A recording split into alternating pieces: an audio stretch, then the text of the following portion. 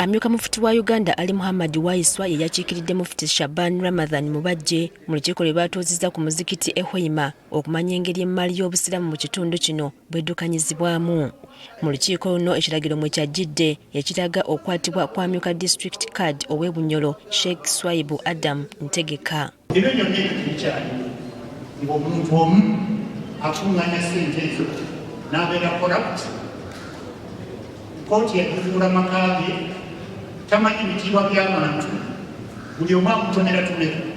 He's criminal. He's a real criminal. Era okuva wano yenna amusanga akwatibwe.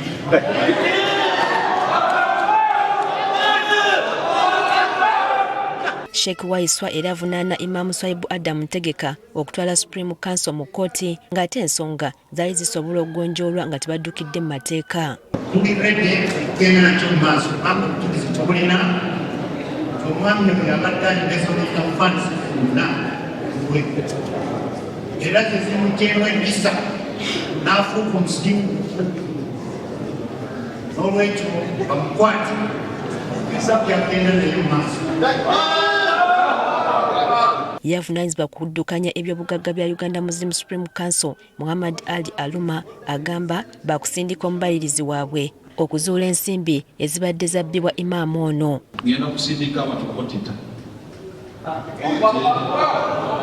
audit eya ssente wano lockup sales ziva ku ssente esingana 108 million eva wano lockup sales paia twagala kumanya ssente ezo zakoze ki. Kyokka ye Imam Swaibu Ntegeka agamba mu Supreme Council mulimu abantu abeenoonyeza ebyabwe nga yakizuula baddira eby'obugagga by'obusiraamu ne babiteeka mu mannya gaabwe ye kyawakanya kati kwe kwagala okumulima empindi ku mabega.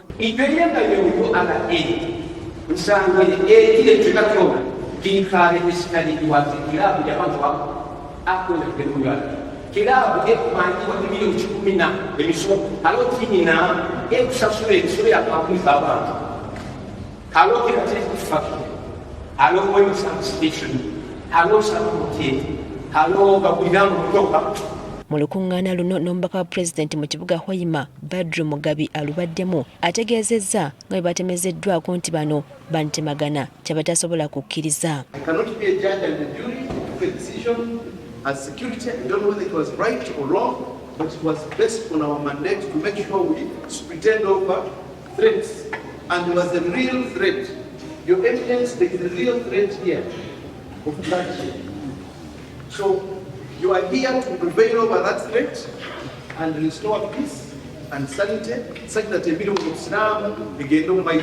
Mu kiseera kino wateereddwawo akakiiko ak'ekiseera okugira nga kaddukanya omuzikiti guno.